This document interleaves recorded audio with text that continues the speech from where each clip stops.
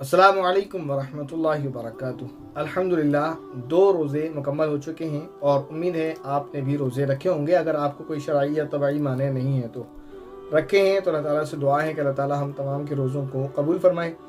और अगर किसी के किसी वजह से रोज़े रह गए तो अल्लाह ताला से दुआ है कि अल्लाह ताला उस वजह को दूर कर दे और उनको भी रोज़े रखने की तौफीक नसीब फरमाए।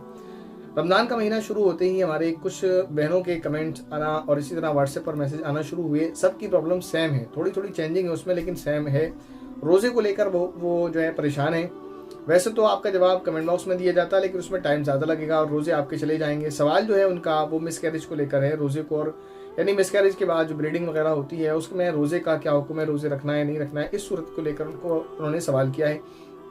कई सारे सवालात हैं। किसी का सवाल ये है कि मेरा जो है 1 महीना 12 दिन का बेबी था जो मिसकैरेज हुआ है, किसी ने कहा 2 महीने का था, किसी ने अबॉर्शन कराया है, किसी ने कुछ। तो मसला ये है कि अबॉर्शन के बाद या मिसकैरेज के बाद हमें इतना ब्लड आया है या इतने दिन आया है या आ रहा है, तो रोज़े का क्या हुक्म है। तो मैं डिटेल में आपको यानी एक हुक्म सबका जो बता दे रहा हूँ जो सबके लिए होगा, तो आप उसे अच्छे से गौर कर लें, समझ लें।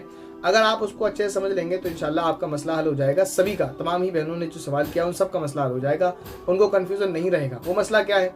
मसला ये है कि अगर किसी खातून को जो है मिसकैरेज हुआ है या उन्होंने अबॉर्शन कराया है और वो जो प्रेगनेंसी थी वो 1 महीना, 2 महीना, 1.5 महीना, 2.5 महीना, 3 महीना, अगर 4 महीने से कम थी, ठीक है ना, तो अगर इतनी प्रेगनेंसी थी कि 4 महीने से कम थी, उस पर मिसकैरेज हुआ या अबॉर्शन कराया, उसके बाद ब्लीडिंग अगर होती है तो वो अगर 1 दिन होती है तो कोई मसला नहीं है। जब ब्लड बंद हो जाए तो आप जो है यानी 1 दिन के बाद ब्लड बंद हो गया फिर आया ही नहीं तो आप नमाज और रोज़ा रखें, नमाज पढ़ें।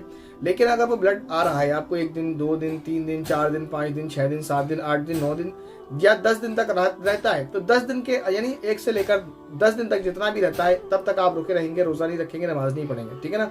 इस सूरत में 10 दिन तक, 10 के बाद जो है फिर आपको जो है नमाज भी पढ़ना है, रोज़ा भी रखना है। उसमें एक मसला अलग हो जाता है फिर के पीरियड्स के दिन आपके कितने थे नहीं थे, वो एक मसला फिर आप अपना अलग है, वो आप कर लें, क्योंकि पीरियड्स के जितने दिन थे उस हिसाब से फिर आपका मसला होगा कि 10 दिन के अंदर जो दिन थे उस यानी अगर ब्लड 10 से ऊपर गया है तो आपको रोज़ा रखना है और नमाज पढ़नी है। लेकिन वहाँ सवाल ये पैदा होगा कि फिर 10 दिन के अंदर में जो ब्लड था उसमें आपको रोज़ा रखना था या नमाज पढ़नी थी, तो उसकी आपको कज़ा करनी है नहीं करनी है, तो वो एक मसला अलग है। वो आप बाद में पूछ लीजिएगा कमेंट करके या जैसे भी है, वहाँ पर मसला अलग हो जाएगा।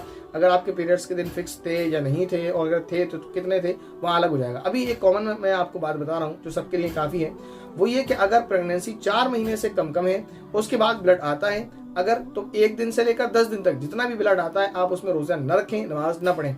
10 के बाद अगर आता भी रहे तब भी कोई मसला नहीं है, आप रोज़ा रखें और नमाज पढ़ें।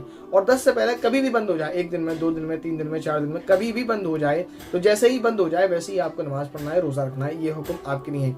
उम्मीद है ये मसला आपको अच्छे से समझ आ गया होगा। फिर भी अगर आपको कोई कन्फ्यूजन है तो आप कमेंट करें, या आपने अगर व्हाट्सएप पर पूछा है तो आप दोबारा मैसेज करें, इंशाल्लाह आपको क्लियर कर दिया जाएगा। अस्सलामु अलैकुम वरहमतुल्लाहि वबरकातुहू।